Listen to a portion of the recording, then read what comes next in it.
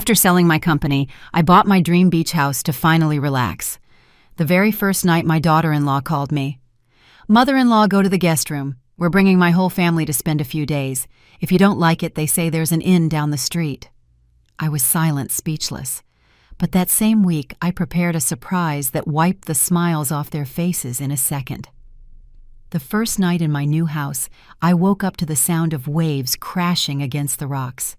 It was a sound I had waited 42 years to hear. 42 years sewing, negotiating, getting up at 4 in the morning to check orders. 42 years building a textile empire with these hands that were now trembling with emotion as I held a coffee cup on the terrace. I am 68 years old, 68 years of surviving, not living. And finally, after selling my company for $47 million, I had bought this piece of heaven facing the Pacific. A 3-story house with huge windows that let in the golden light of sunset, sand-colored walls, wooden floors that creaked with warmth.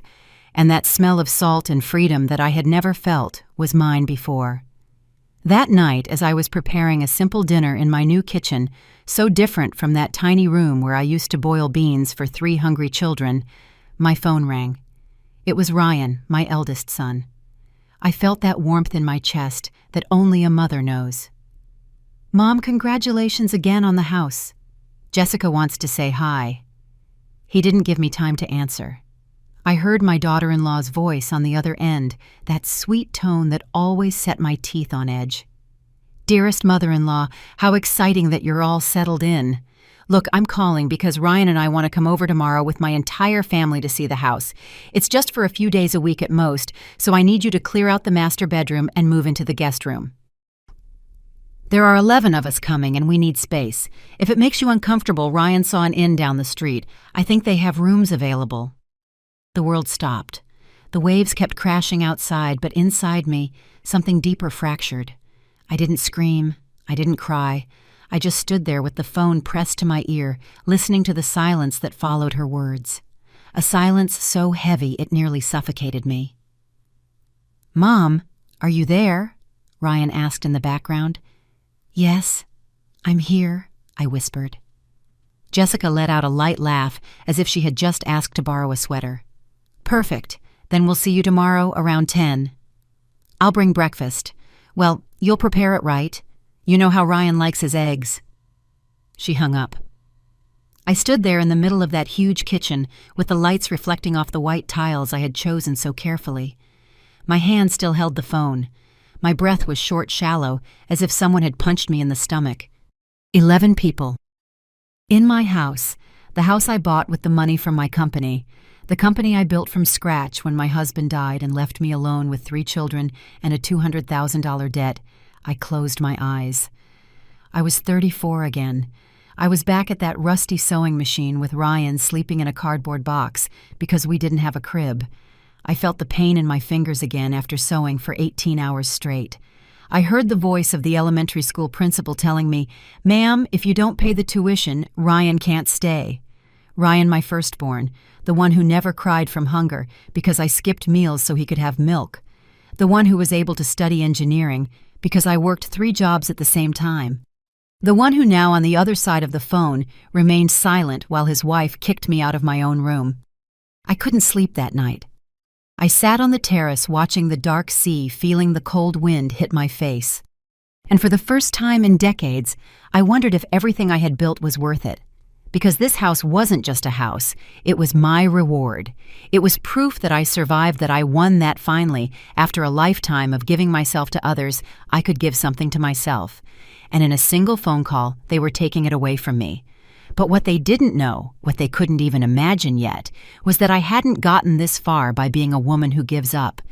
And although I felt something in me break that night, I also felt something older, stronger, more dangerous, beginning to awaken. Because I didn't build an empire by being naive. And what was about to happen was going to remind them exactly who I am. If this story grabbed you from the first second, subscribe to the Elderly Stories channel so you don't miss how this woman reclaimed her dignity. What she did next will leave you speechless. They arrived at 9 in the morning, an hour earlier than agreed. I was still in my pajamas, my hair thrown into a messy ponytail, when I heard the sound of tires on the gravel of my driveway. Not one SUV. Three. Three enormous SUVs completely blocking access to my garage. I peeked out the second-floor window and saw them get out as if it were a military invasion. Mr. Thompson, Jessica's father, was the first. A man in his 60s with a prominent belly-dark glasses and an attitude of ownership that chilled my blood. Behind him came his wife Mary carrying grocery bags. Then came Jessica's siblings. Ashley, a 35-year-old woman in ripped jeans and shiny fake nails. And Eric, a guy who never took his eyes off his phone.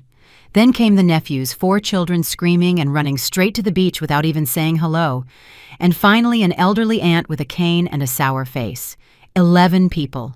11 strangers entering my sanctuary as if it were a roadside motel.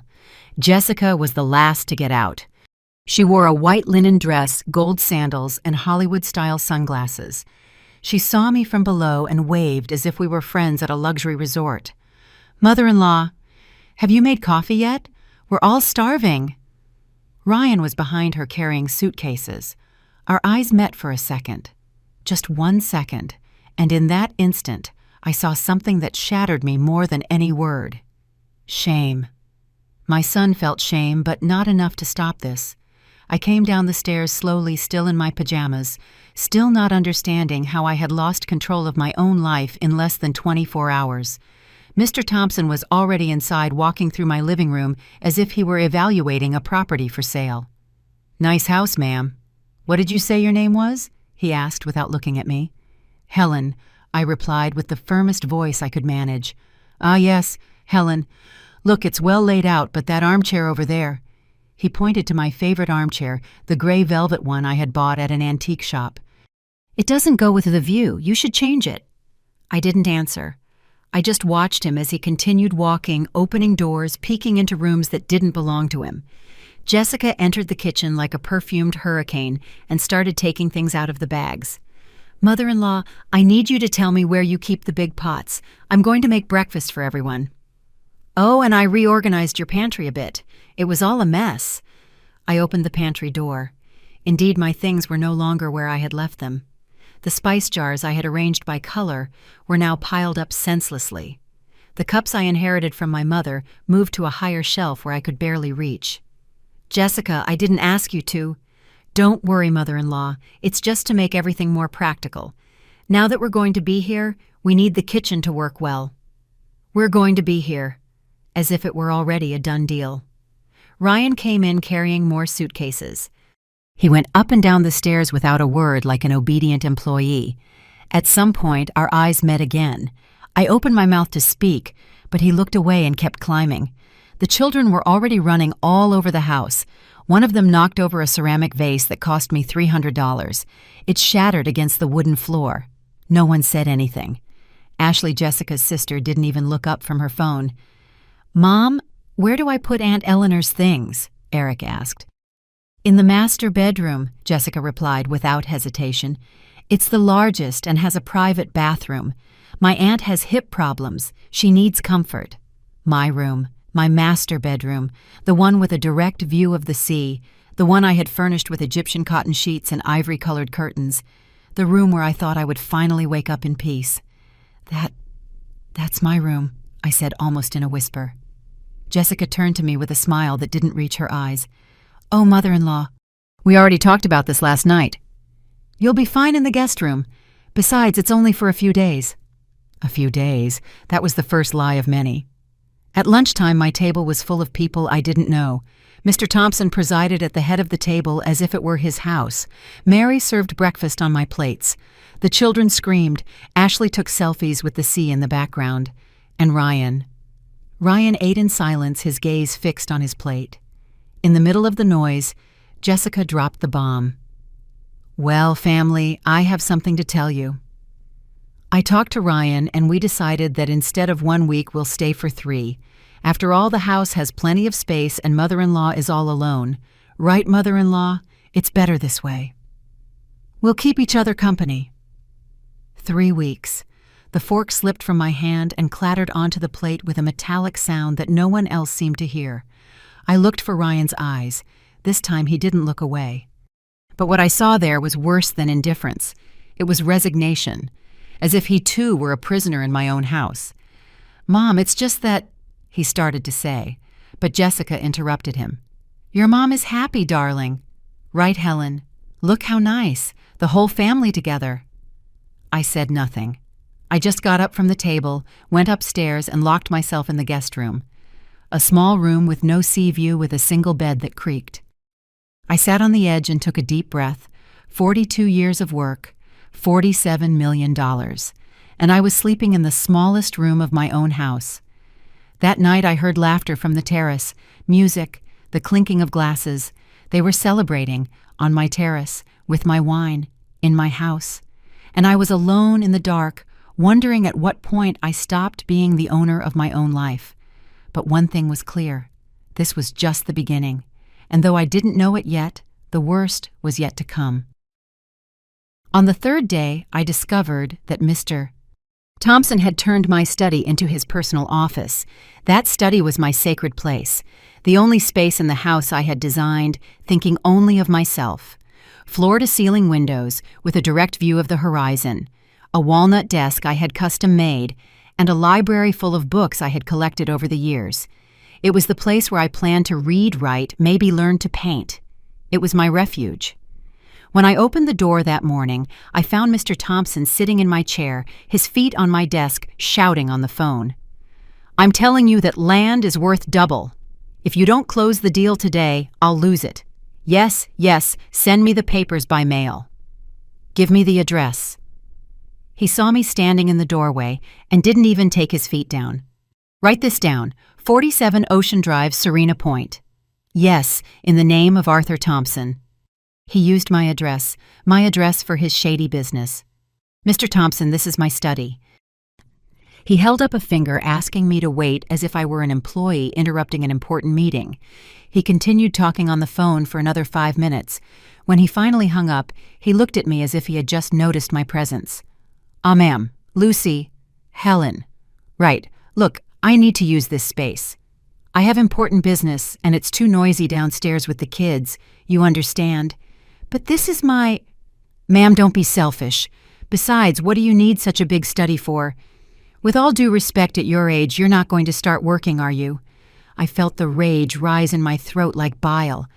But before I could answer, he was already dialing another number, turning his back on me. I closed the door and stood in the hallway, trembling, not with fear, with fury. But the worst came later.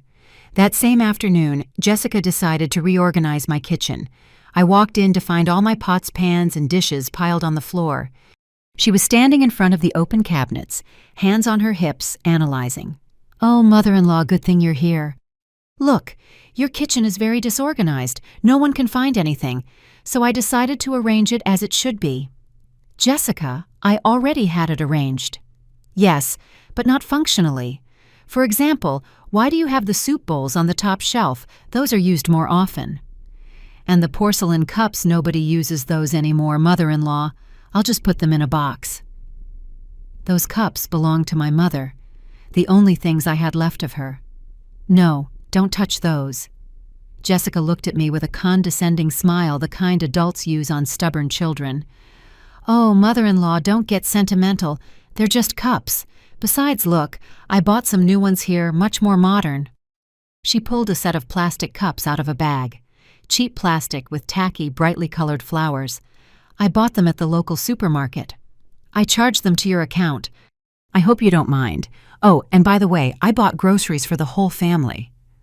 It came out to about $430. But hey, you have the money, right? That's why you sold your company. $430 in 1 week, for food, for 11 people I didn't invite." I took a deep breath. I counted to 10. I said nothing. Jessica kept talking as if nothing was wrong, arranging my things her way, erasing any trace of me in my own kitchen. That night I tried to talk to Ryan. I found him alone on the terrace, looking at the sea with a beer in his hand. I approached slowly, as if nearing a frightened animal. "Son?" "Mom, please don't start." "Ryan, I can't go on like this. This is my house. I bought it with my money and your wife." My wife is being kind. She's helping you. Helping spending $430 without asking is helping. Kicking her father-in-law out of his own room is helping. He turned to me with tired eyes, as if I were a burden he had been carrying for years. Mom, you have 5 bedrooms. 5. And you live alone. Don't you think it's selfish to want all this space for yourself? The word selfish hit me like a slap. Selfish, I repeated in a low voice. I'm selfish. I didn't mean it like that, but look, Jessica and I are just starting out. We have expenses plans. You've already lived your life, Mom. Now it's our turn. You've already lived your life. Those 5 words pierced my chest like a rusty knife. I've already lived my life, I whispered. Do you really believe that? Ryan sighed. He took another sip of beer and turned his gaze back to the sea. I'm just asking you to be understanding. It's family. Family. That word that once meant everything to me now sounded like a chain. I turned around and went up to my room, the small room, the guest room in my own house. But that night, while everyone was asleep, I passed by the master bedroom. My room. The door was ajar. I heard voices. It was Jessica, talking on the phone with someone, her voice full of that fake joy I hated so much. No girlfriend, I swear. The house is incredible. Look, I just peeked. I saw her on a video call, panning the camera around my bedroom as if she were a real estate agent. Yes, we got the house for the whole summer. The mother-in-law is super nice. We told her it was just for a week. But we've been here 5 days, and she hasn't said a thing. She laughed, that light, carefree laugh of someone who just got their way.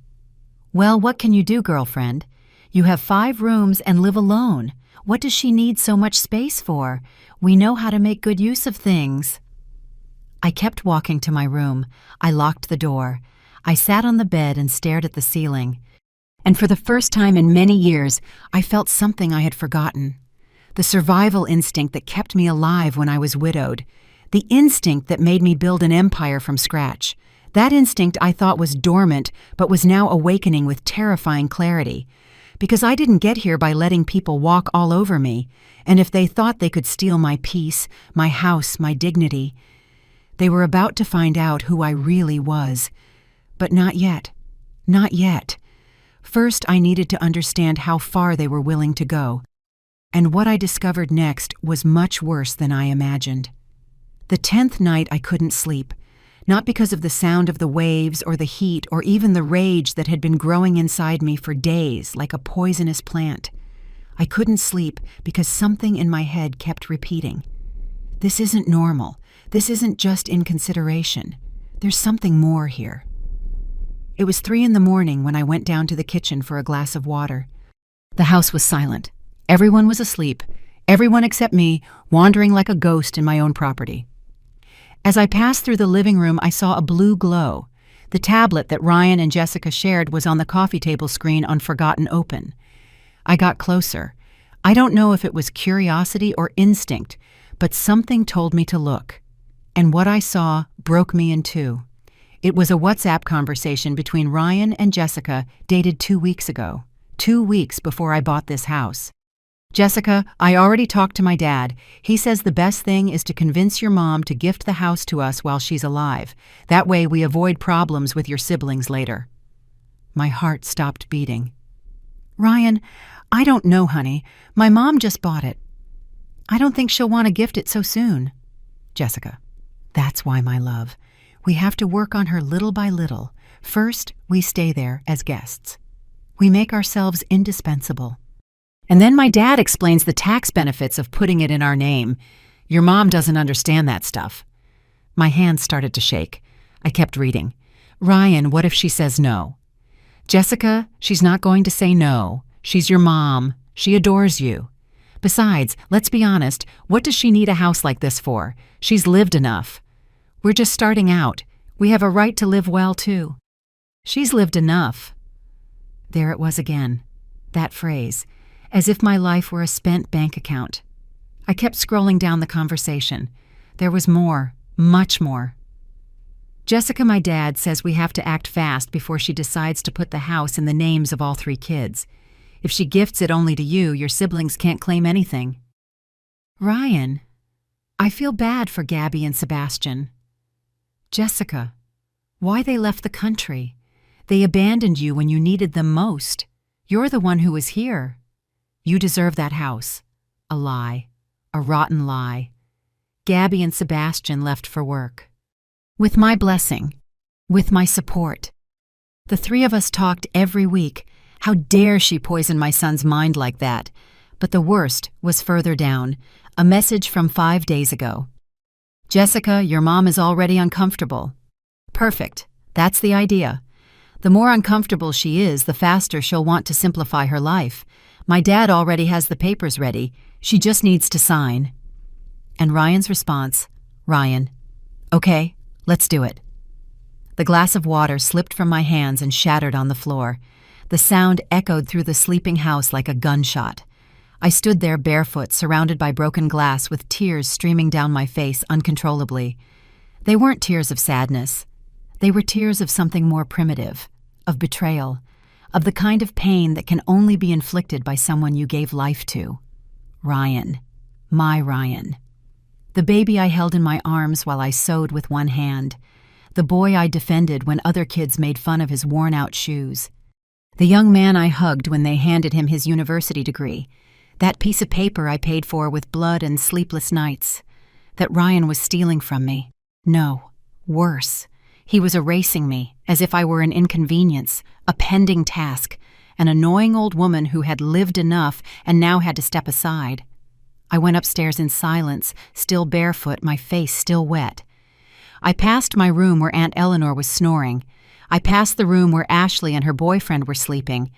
I passed the study where Mr. Thompson had put his suitcase and documents. And I reached the guest room, my prison. I sat on the edge of the bed and looked at my hands. These hands that built an empire. These hands that signed million-dollar contracts. These hands that never trembled before any challenge. And in that moment, something inside me died. But something else. Something much more dangerous. Ignited. I cried all night.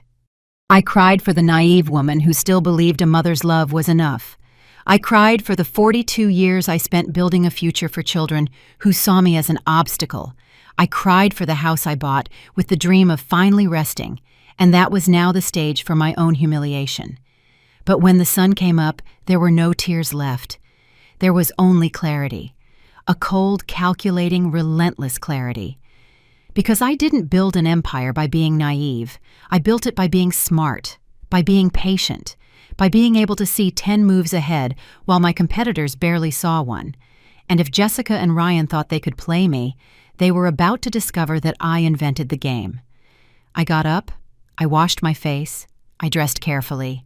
White linen pants, a coral blouse, the pearl necklace I bought when I closed my first big contract. I put on makeup, I did my hair. When I went down for breakfast, everyone was in the kitchen. Jessica was making eggs. Mr. Thompson was reading the newspaper. Ryan was looking at his phone. "Good morning," I said with a smile. Everyone looked at me surprised. I hadn't smiled in days. "Oh, mother-in-law, you look so pretty," Jessica said, not sounding sincere. "Thank you, dear. You know I've been thinking. You're right. This house is too big for me alone." Jessica's eyes glittered like a shark smelling blood.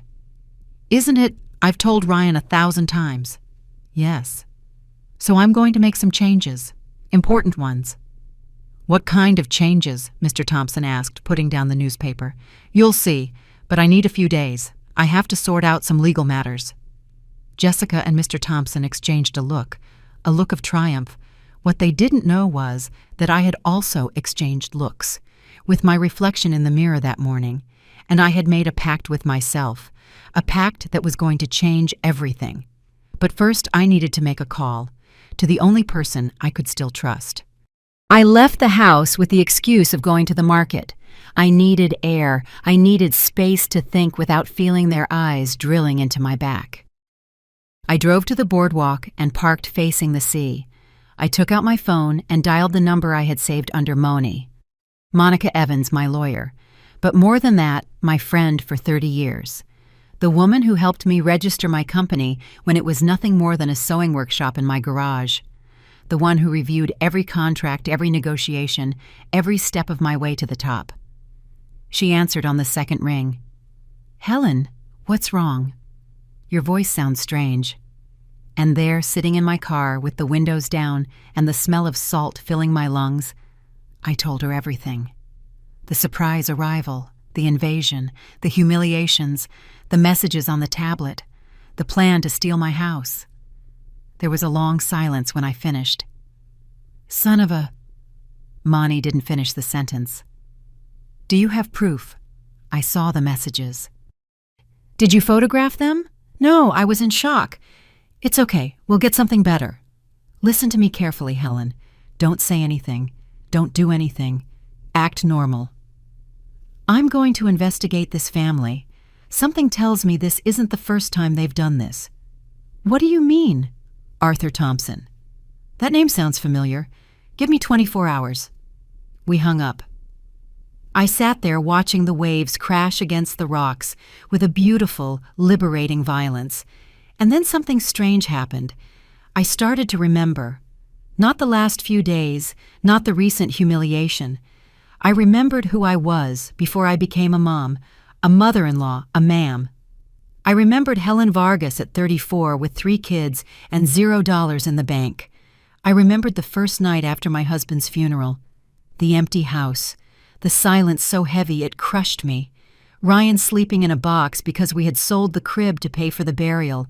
Gabby and Sebastian still babies crying for milk we didn't have. I remembered going down to the small workshop my husband never finished using. An old sewing machine, scraps of fabric, and a decision. Either I gave up or I fought.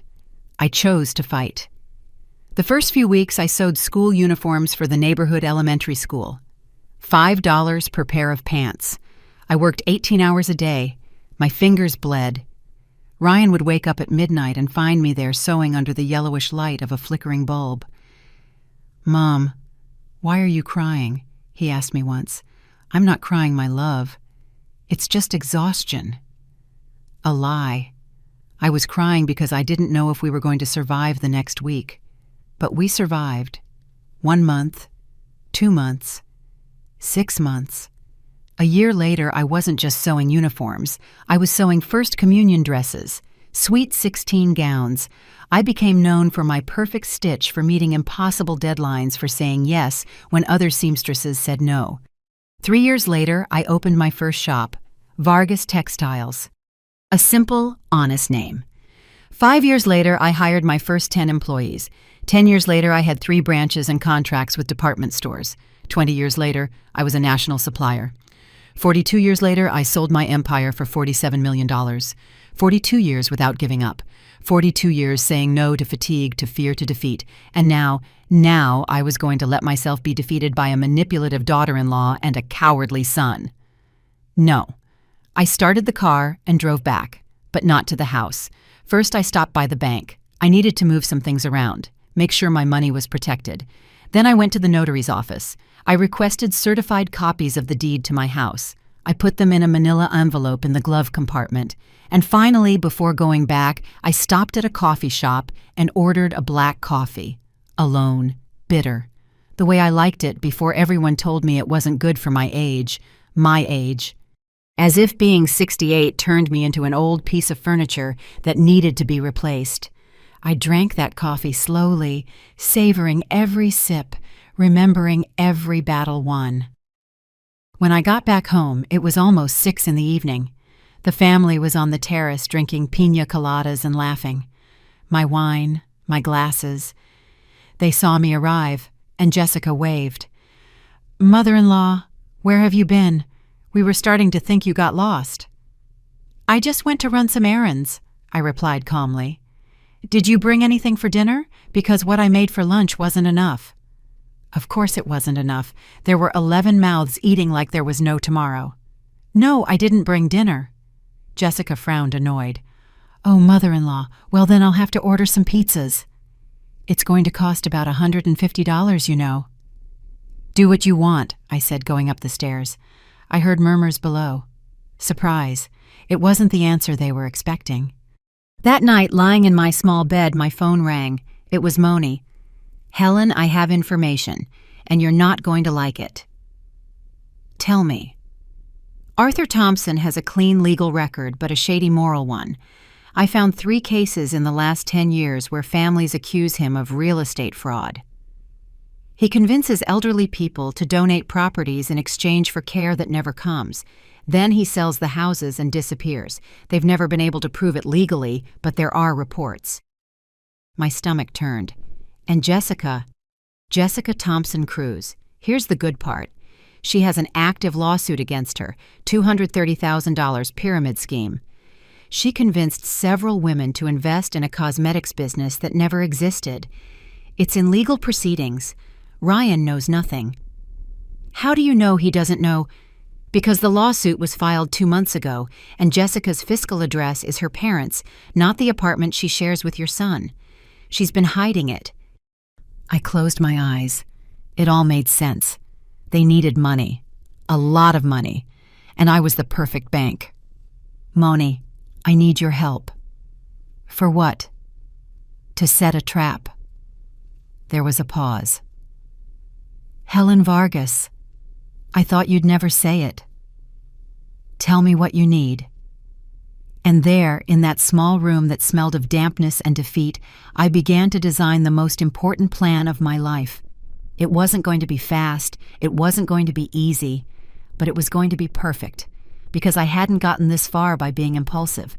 I had gotten here by being a strategist. And Bim. They were about to play a game in which I had a 42-year head start. The 14th day dawned overcast gray, as if the sky knew something was about to break. I was in the kitchen making myself tea when I heard voices in the living room, unfamiliar voices, men's voices I didn't recognize. I peeked around the corner carefully. Mr. Thompson was sitting in my armchair, the gray velvet one he hated so much, talking to a man in a suit. A leather briefcase rested on my coffee table, papers scattered everywhere. "So with this clause, the transfer is tax-exempt," the man in the suit was saying. "It's completely legal. The lady gifts the property to her son while she is alive, and you save yourselves problems with the IRS and with possible claims from other heirs." My blood ran cold. It was 8 in the morning, and they had summoned a notary. In my house. Without my knowledge. I took a step towards them and cleared my throat. They both turned. Mr. Thompson didn't even have the decency to look ashamed. "Ah, Mrs. Lucy." "Helen," I said for the umpteenth time, feeling the rage climb up my throat. "Right. Let me introduce you to Mr. Smith. He's a notary. I called him to advise us on how to handle the transfer of your house in the most convenient way." "Excuse me." The words came out like ice. The notary stood up, uncomfortable. "Ma'am, I understand this may seem sudden, but Mr. Thompson explained to me that you had already made the decision to gift the property to your son. I'm just here to formalize the process." "I haven't made any decision." I said, each word laced with contained fury. Mr. Thompson stood up too, with that condescending smile I knew so well. "Helen, don't get nervous. It's just a formality. Ryan is your son. Eventually everything will be his. Why complicate things? It's better to do it now. Simple, clean. Besides, think of the tax benefits. Get out." "What?" "Get out of my house. You and the notary. Now." Mr. Smith gathered his papers at lightning speed, muttering apologies. "Ma'am, I didn't know. I thought it was an agreed-upon matter. Excuse me."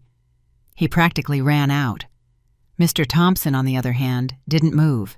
He looked at me with those small, calculating eyes. "You're making a mistake, ma'am. My daughter and your son are making life plans together. This house could be the inheritance for your future grandchildren. Don't you want that for your family?" "My family doesn't include scammers." I said the words slipping out before I could stop them. His expression changed. The friendly mask fell for a second, and I saw what was underneath. Pure contempt. "Be careful what you say, ma'am. Or what are you going to threaten me in my own house?" We held each other's gaze, 2 animals sizing each other up. It was Jessica who broke the moment. She came down the stairs in a silk robe, yawning. "What's all this shouting, Dad? What happened?" "Nothing, dear. It's just that your mother-in-law doesn't understand that we're trying to help her." "I don't need your help," I said, "and I want you to leave. All of you. Today." Jessica looked at me as if I had spoken in another language.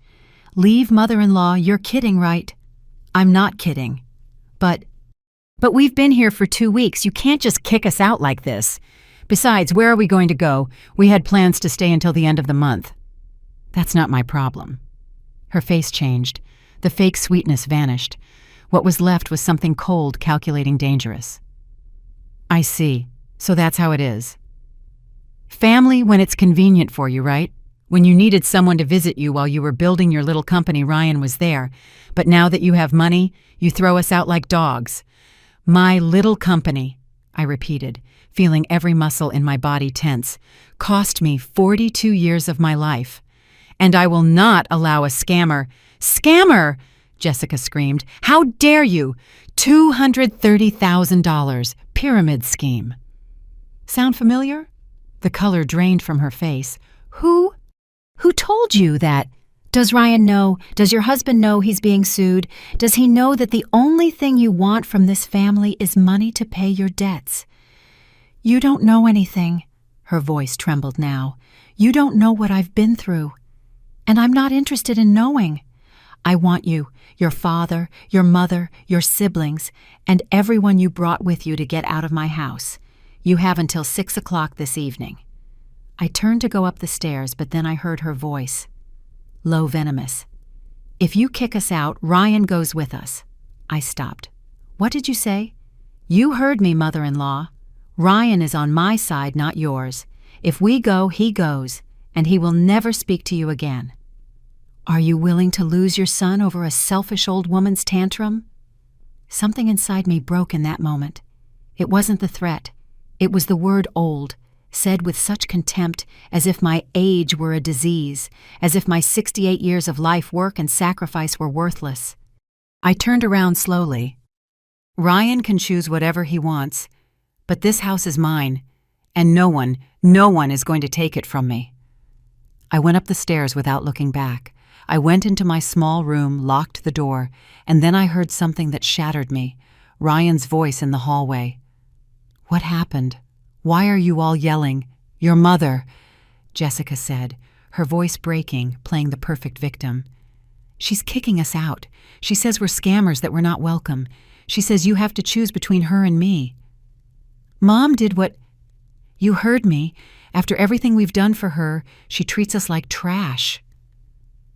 There was a silence, and then the words that sank me deeper than anything else. "It's okay. We're leaving. Pack everything. I'm not going to let her treat my wife like that." I heard his footsteps walking away.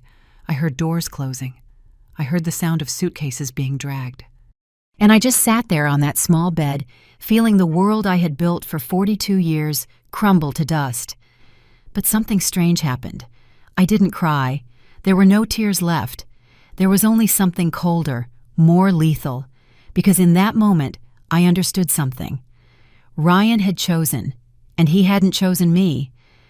I took out my phone and called Moni. "Are you ready?" I asked. "I have been for days." "Then it's time. Let's do this." "Are you absolutely sure, Helen? Because after this, there's no turning back." I looked out the window. I saw the suitcases being loaded into the SUVs. I saw Jessica directing everything like a general on a campaign. I saw Ryan, my Ryan, obeying every order without question. "I'm sure." "Perfect. Tomorrow at 10 o'clock sharp. Bring everyone. We're going to give them the show of their lives." I hung up, and for the first time in 14 days I smiled. A smile that had no joy in it, only justice. They left that same afternoon. 11 people. 3 SUVs, suitcases, bags. They even took towels from my bathroom and bottles of wine from my cellar. I watched it all from the second-floor window, without going down, without saying goodbye.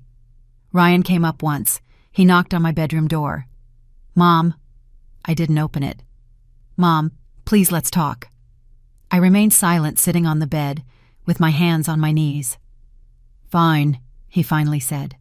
his voice heavy with something I couldn't decipher. "If this is what you want, be well." I heard his footsteps retreating. I heard the sound of the SUVs starting up. I heard my son leave my house, my life choosing a woman who was using him.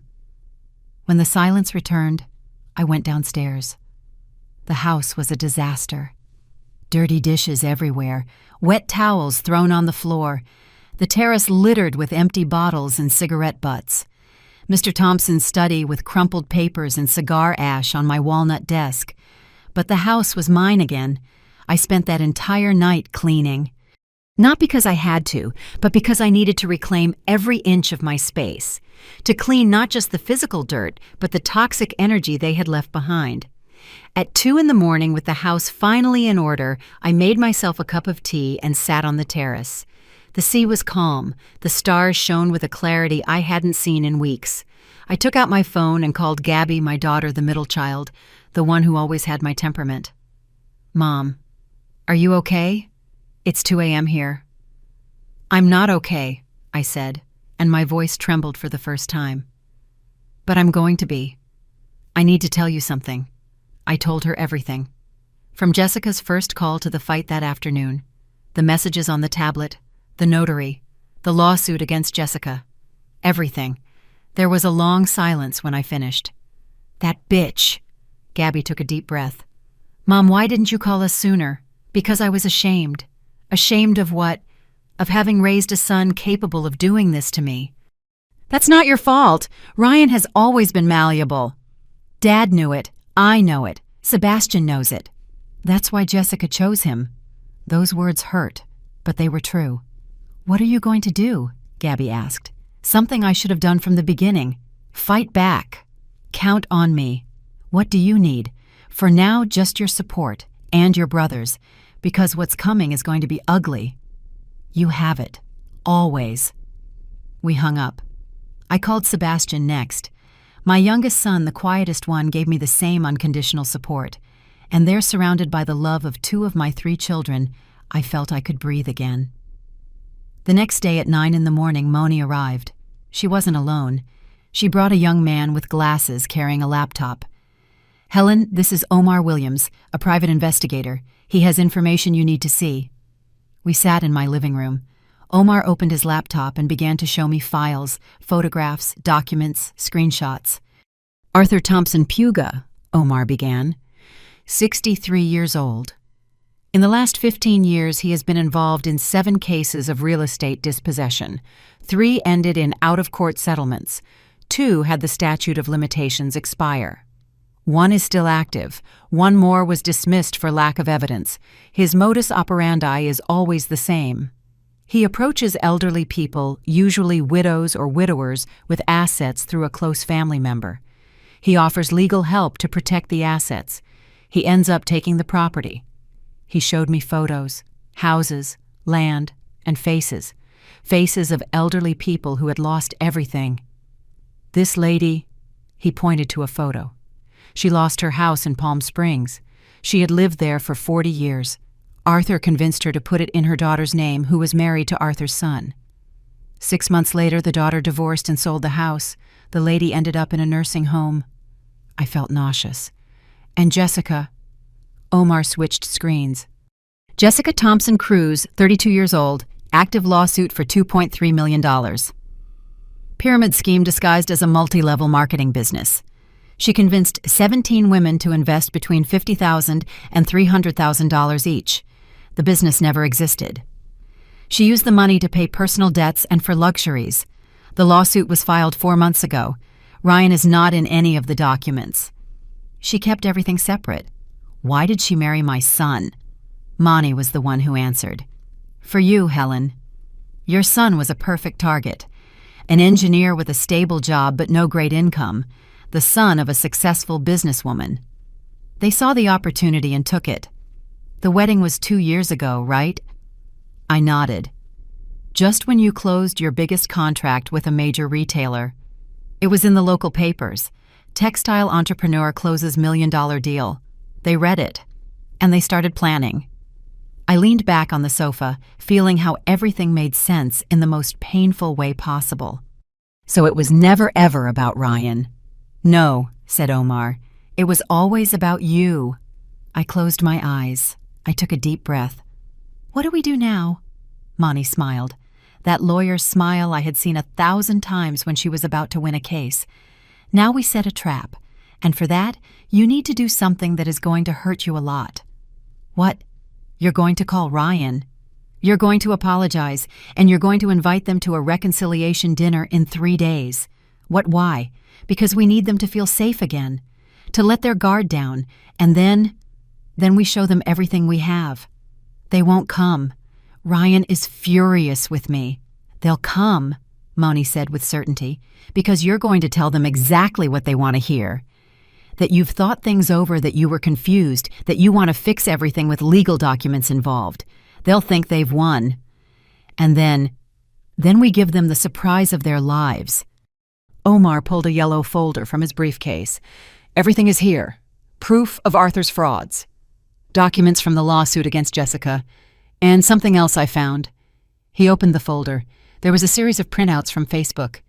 Jessica has a private group with her siblings and cousins. It's called Operation Big House. All the messages planning how to convince you to donate the house are there. How to manipulate Ryan. They even discuss what to do with you after you sign. What do they say? Omar showed me a screenshot. The words were there, clear, brutal. Ashley. And what happens after the old lady is going to keep living there. Jessica, no. My dad already has a nursing home picked out. It's about $1,500 a month. We'll get that from selling her antique furniture. A nursing home.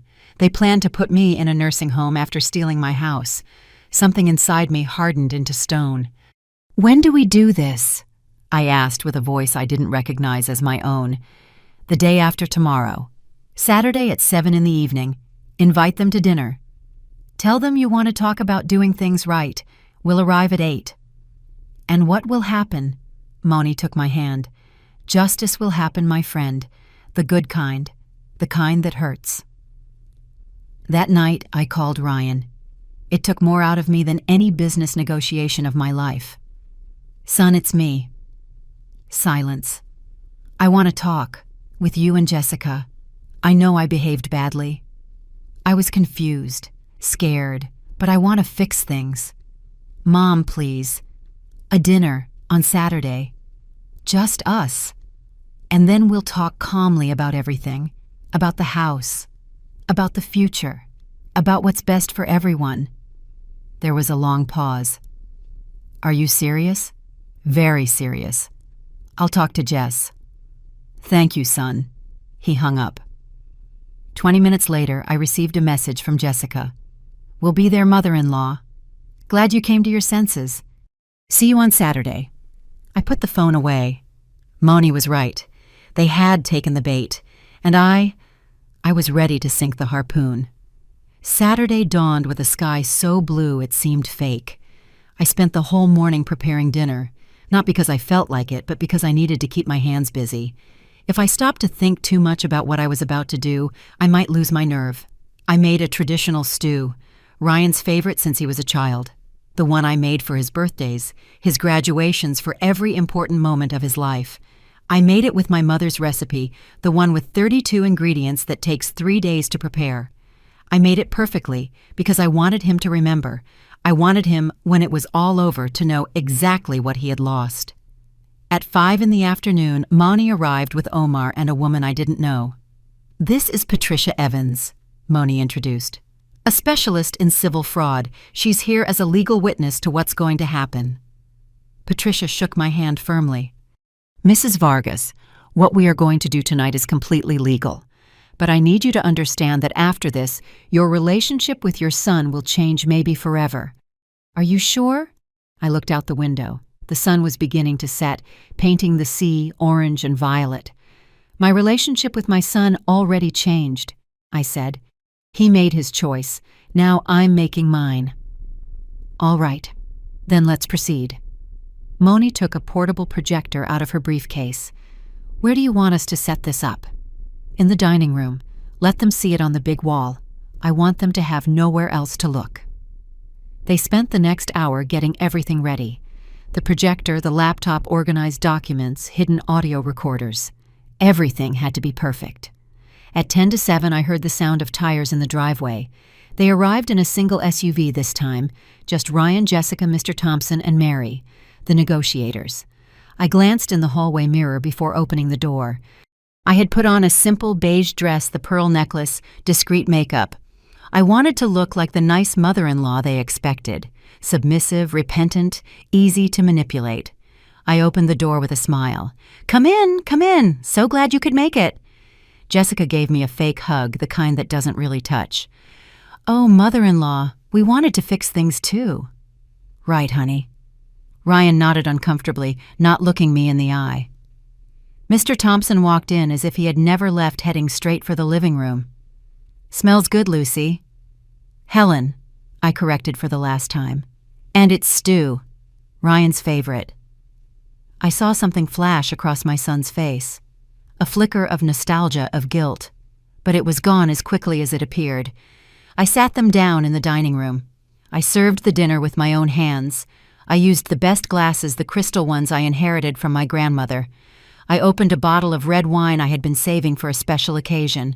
Because this was special. Just not in the way they thought. "Let's make a toast," I said, raising my glass. "To family, to finding solutions, to doing things right. Cheers!" They all said, clinking glasses. I barely took a sip. I needed a clear head for what was coming. The dinner proceeded with tense but polite conversation. Jessica talked about her future plans. Mr. Thompson mentioned investment opportunities. Mary praised the house's decor as if she were appraising it, and Ryan ate in silence, his gaze fixed on his plate, chewing the stew that I had prepared with so much love and so much rage. At 5 to 8, the doorbell rang. They all turned, surprised. "Are you expecting someone else?" Jessica asked with a tone of alarm. "Yes," I said, standing up. "My lawyers." The color drained from their faces. I opened the door. Monty entered with Patricia and Omar, all three formally dressed, carrying briefcases.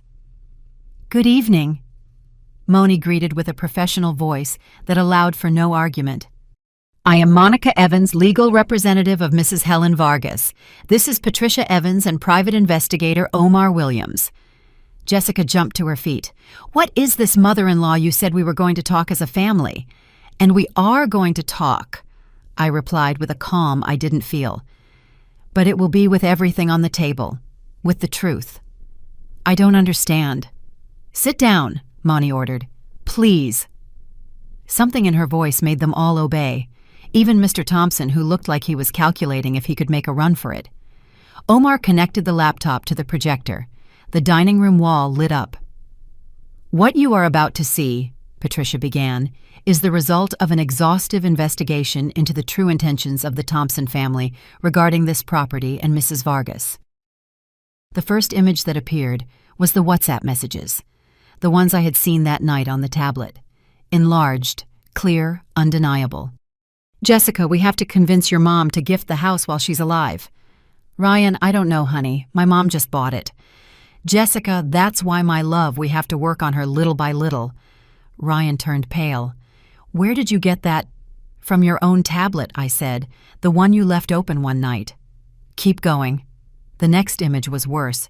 "Jessica, your mom has lived enough. We're just starting out. We have a right to live well, too." The silence that followed was so thick you could cut it with a knife. That's taken out of context," Jessica stammered. "Really?" Moni asked. "Let's see more context then." Click. Another image. The Facebook group Operation Big House. The messages appeared one after another on the wall, like a horror movie but real. "Ashley. And the old lady is going to keep living there." Jessica. "No, my dad already has a nursing home picked out. It's about $15,000 a month." Eric. "And what if she refuses?" Mr. Thompson, "She won't refuse. Once she has the papers signed, she won't be able to do anything." Ryan stood up trembling. "No, it can't be." "But there's more," Omar continued, changing the slide. "Arthur Thompson Puga, 63 years old. 7 cases of real estate dispossession in his history. Here are the victims. Faces appeared on the screen. Elderly people. People who had lost everything. This lady from Palm Springs. This gentleman from Austin. This family from Phoenix. They all lost their houses using the exact same method they tried to use on Mrs. Vargas. Mr. Thompson jumped up. That's slander. I'm going to sue you. Try it, Patricia said coldly. All these documents are public record. They're in the courts. I have the certified copies. And now for the best part, Moni smiled. Jessica Thompson Cruz. Active lawsuit. $2.3 million. Pyramid scheme. The official document appeared on the screen, with seals, with signatures, undeniable. Ryan turned to his wife. What is this, Jessica? I can explain. Then explain, he shouted, and it was the first time in weeks I had seen fire in his eyes. Why is there a lawsuit against you that I knew nothing about? Honey, it's a misunderstanding. $2 million is not a misunderstanding. 17 women scammed, Omar continued. Some lost their life savings. One had to sell her house. Another fell into depression and was hospitalized. Jessica started to cry. But they weren't tears of remorse. They were tears of rage, of frustration at being caught. Ryan, I said, and my voice came out firmer than I expected. Now do you understand? She didn't marry you for love. She married you for my money, for this house. You were just the means to get to me. My son looked at me, and in his eyes I saw everything break. His marriage, his trust, his world. Mom, I didn't know. I know. That's why you're here. Because I still believe there's something in you worth saving. Jessica stood up, dragging Ryan by the arm. We're leaving, now. Sit down, Patricia ordered. We're not finished yet. We don't have to listen to this. Yes, you do, Moni said. Because if you walk out that door now tomorrow morning, I file a lawsuit for attempted fraud, coercion, and conspiracy to dispossess. And believe me, with everything we have, you'll go straight to jail. All three of you. That stopped them. Mr. Thompson and Jessica exchanged panicked glances. What do you want? Mr. Thompson asked. And that's when I spoke. With all the authority of a woman who built an empire and was not going to be destroyed. I want you to sign documents renouncing any future claim on my assets, and I want Jessica to tell Ryan the truth. All of it, now. I'm not going to... Or tomorrow this, I pointed to the screen, goes to the district attorney. You choose. The silence stretched like an open wound. And then Jessica, the perfect manipulator, finally broke. Jessica slumped into the chair like a puppet whose strings had been cut. Fine, she whispered. Fine. I'll tell him everything. Ryan was standing, his hands shaking, looking at her as if she were a stranger. Jess. She lifted her face. The makeup smeared by tears gave her a ghostly appearance. There was nothing left of the sweet, manipulative woman, just a cornered scammer. We got married because my dad saw the opportunity, she began in a broken voice. He saw the article in the newspaper about your mom, about her company, about the $1 million contract. And he said we had to get close. Get close. Ryan took a step back as if the words burned him. I was desperate. The lawsuit was already coming. I needed money, a lot of money. And my dad said your family was the solution. The solution. My son's voice broke. I loved you. I introduced you to my mother. I opened my life to you. I know, Jessica sobbed. And at first that was all it was going to be. Marry you, get close to your mom, get some money. But then she bought this house, and my dad said we could have more. Much more. The house, I murmured. It was always about the house. Yes, she admitted without looking at me. The plan was to stay here, to make her feel uncomfortable until she agreed to gift the property. My dad was going to handle the paperwork so it would be in Ryan's name only. And then what? my son asked in a voice so broken, it hurt my soul. Then we were going to get a divorce. I would get half in the settlement, we'd sell the house, I'd pay my debts, and we'd go our separate ways. The silence that followed was devastating. Ryan staggered, literally, as if he had been physically struck. He grabbed the back of a chair to keep from falling. You never loved me."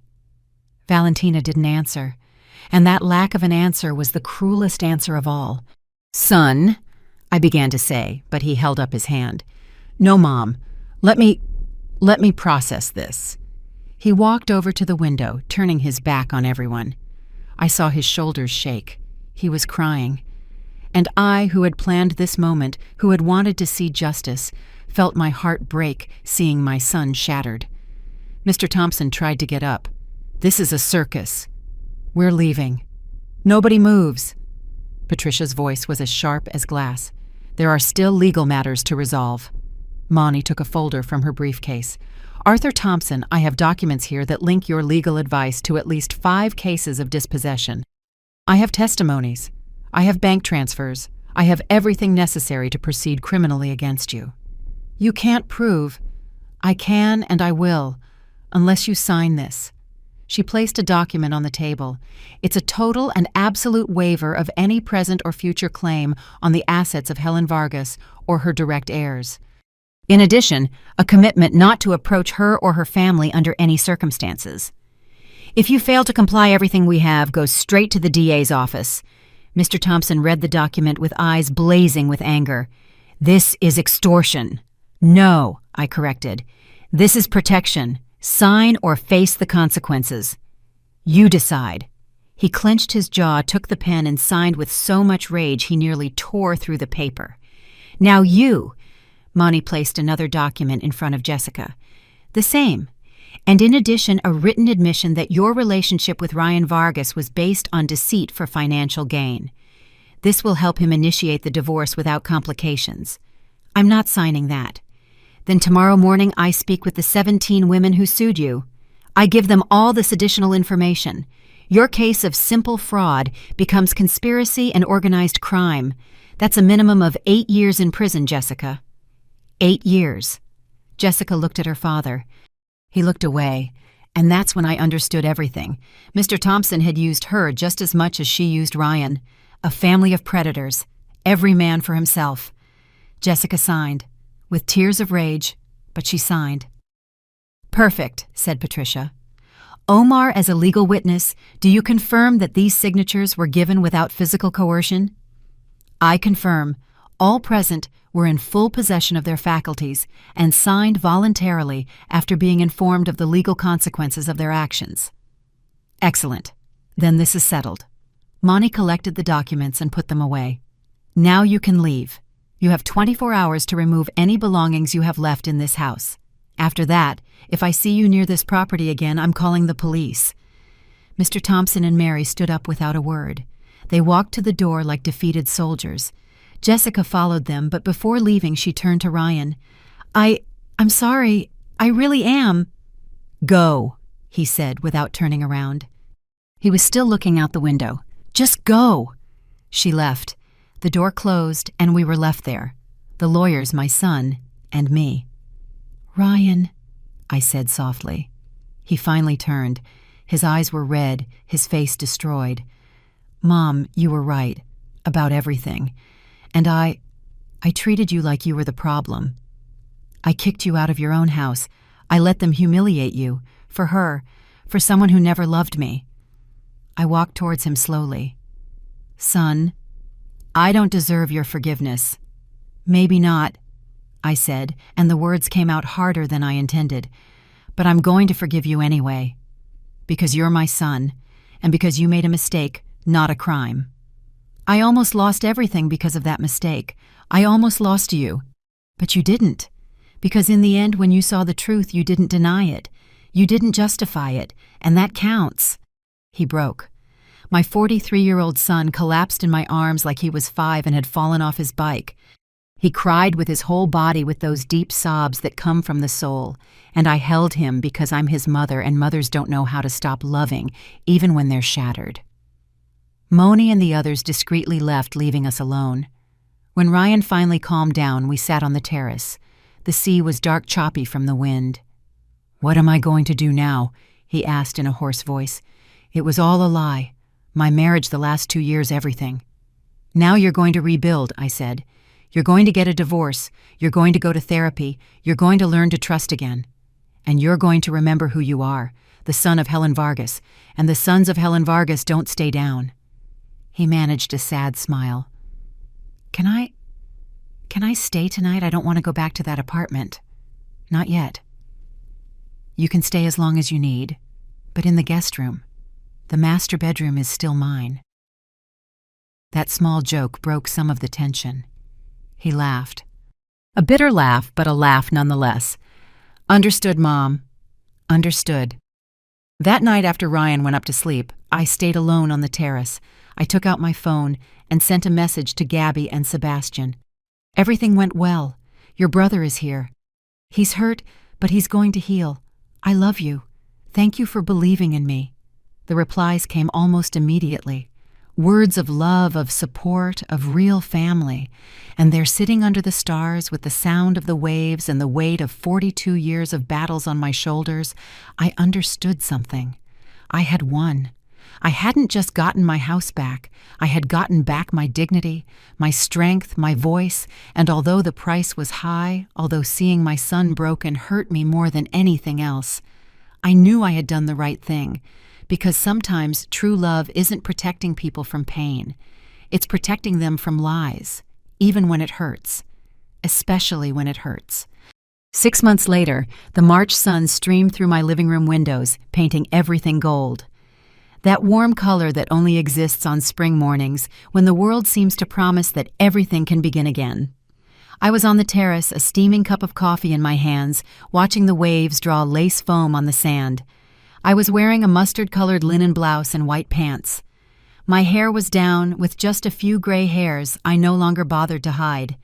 I felt light, as if I had been carrying an elephant on my back for months, and someone had finally lifted it off. I heard footsteps behind me. "Good morning, Mom." Ryan appeared with 2 plates of chopped fruit. He looked different. Thinner, yes, more tired too. But there was something new in his eyes, clarity, as if he had finally woken up from a long, confusing dream. "Good morning, son. Did you sleep well?"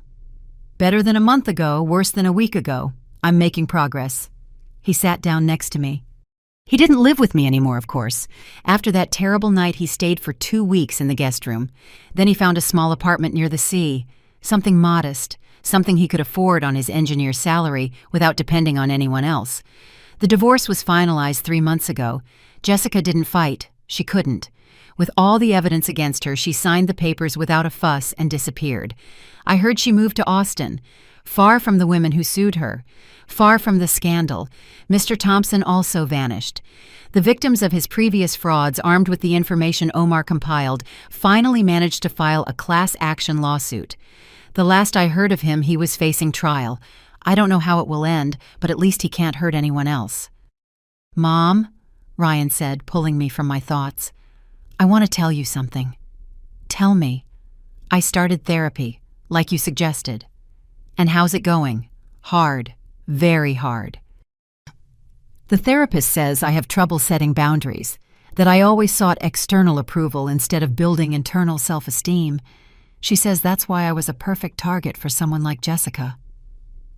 I stayed quiet, letting him talk. "And we also talked about you. About me. About how I made you my savior. About how I expected you to always solve everything, and when you dared to tell me no, to deny me something, I took it as a betrayal." He took a deep breath. "I wasn't a good son, Mom. Not in these last few years. You were a manipulated son. I was an adult son who chose not to see, who chose what was easy over what was right." He looked me straight in the eye. "And I'm sorry. I truly am sorry." I took his hand. "I know, and I've already forgiven you. But son, you need to forgive yourself too, because you're going to carry that guilt like a stone in your chest until you learn to let it go. He nodded, with tears in his eyes that he no longer tried to hide. I'm working on it. Good. Because I didn't raise a son to spend his life crying over mistakes he can't change. I raised him to learn, grow, and move forward. He smiled, a small but genuine smile. You're incredible, Mom. I don't know how you do it. 42 years of practice, son, 42 years. That afternoon, Gabby and Sebastian arrived. My daughter came from Barcelona with her husband and my 2 grandchildren. Sebastian from Toronto with his partner. Seeing them walk through that door with suitcases and laughter and that beautiful chaos that only true family brings filled my heart in a way I hadn't felt in months. Grandma, the children shouted, running towards me with open arms. I hugged them, those warm little bodies, those faces full of innocence, and I thought this was worth it. This is what I fought for. That night we all had dinner together on the terrace. I prepared a hearty soup, rice, and caramel flan. The table was full, noisy, alive. Gabby helped me serve. In the kitchen, while I was warming up tortillas, she said to me, Mom, I'm proud of you, of how you handled everything. Many women your age would have let themselves be dragged down. But you taught them a lesson they'll never forget. I didn't do it to teach lessons, dear. I did it to survive. Well, you accomplished both. Sebastian, who had been listening from the doorway, added, What you did also helped Ryan. I know it sounds harsh, but he needed that reality check. He needed to hit rock bottom to be able to start climbing back up. I looked towards the terrace where Ryan was playing with my grandchildren. He was making them laugh by tossing them in the air. For the first time in a long time, I saw him happy. Not a fake or dependent happiness, a happiness of his own. I think you're right, I said. Sometimes true love is letting people face the consequences of their decisions, so they can learn. Exactly. Gabby hugged me. And you taught us that, all 3 of us. That's why Sebastian and I are okay. Because you taught us to be independent, to value ourselves, not to depend on anyone to be happy. And now Ryan is learning that too. Yes, Mom, he's learning. When everyone had gone to bed, I was left alone on the terrace again, my favorite place, my sanctuary. I took out my phone and wrote a message in the family group we had created after all the drama. My 3 children are under this roof tonight, and I feel like the richest woman in the world, not because of the money, not because of the house, but because I finally have what I always wanted, peace. The replies came quickly, heart emojis, words of love, and a message from Ryan that made me cry. Thank you for not giving up on me, Mom. Thank you for teaching me that true love also sets boundaries. I love you more than words can say. I closed my eyes and let the tears run freely. But they weren't tears of pain. They were tears of liberation. The next day, before everyone left, I did something I had been planning in secret. I gathered them in the living room and took out a folder. I want to show you something. I opened the folder. Inside were legal documents. 3 months ago, I donated $5 million to a shelter for elderly women who are victims of family abuse. It's called Rebirth House. It helps ladies who were dispossessed, manipulated, or abandoned by their families. It gives them shelter, food, legal advice, and therapy. My children looked at me with wide eyes. Why didn't you tell us? Gabby asked. Because I didn't do it to show off. I did it because I could have been one of them. If I hadn't had the resources to defend myself, if I hadn't had Moni, you two, maybe I'd be in a nursing home against my will right now while someone else enjoys my house. Mom, Ryan had tears in his eyes. And I want you to know that the rest of my estate when I'm gone will be divided equally among you 3. There are no favorites, no punishments. Each of you will receive the same. Because I love you all equally, and because I want you to remember that money is just a tool. It doesn't define who you are or how much you're worth. Sebastian wiped his eyes.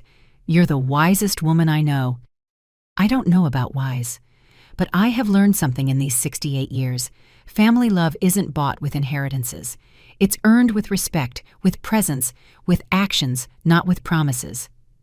All 3 nodded, and in that moment, looking at them all, I knew I had done the right thing. That afternoon, after saying goodbye to Gabby and Sebastian at the airport, I returned home. My house. Not Jessica's house. Not the Thompson family's free hotel. Not the prize they wanted to snatch from me. My house. The sanctuary I bought with 42 years of work. The place where I finally learned to say no. The space where I got my voice back. I sat down in my gray velvet armchair, the one Mr. Thompson hated, and I smiled. Because I had won. I hadn't just reclaimed my property, I had reclaimed something much more valuable, my dignity, my autonomy, my right to live in peace without anyone making me feel selfish for wanting to enjoy what I built. And as the sun set, painting the sky pink and orange, as I listened to the eternal rhythm of the waves, I whispered the words that had sustained me through the darkest moments. I spent 42 years building empires for others. Now I build my own peace. And that no one can ever take from me. I closed my eyes. I took a deep breath. And I felt something I hadn't felt in a long time. Freedom. Because I learned that forgiveness doesn't mean forgetting. It means you no longer carry the weight of resentment. I learned that true family is built on respect, not obligation. I learned that saying no doesn't make you selfish, it makes you brave. And I learned that it's never ever too late to defend what's yours. At 68, I discovered that old age is not synonymous with weakness. It's synonymous with experience, with wisdom, with well-placed boundaries. And whoever doesn't understand that simply doesn't deserve to be in my will or in my life. The end. If this story touched your heart, if it made you feel anger, hope, or justice, leave me a comment telling me which part impacted you the most. Like if you think Helen did the right thing by defending her dignity. And subscribe to the channel to keep hearing stories of brave women who refuse to be victims. Because true wealth isn't in what you possess, but in what you don't allow to be taken from you. Tell me, where are you watching from? Write your city or country in the comments. I love knowing that these stories reach hearts all over the world. See you in the next story. And remember, it's never too late to reclaim your voice.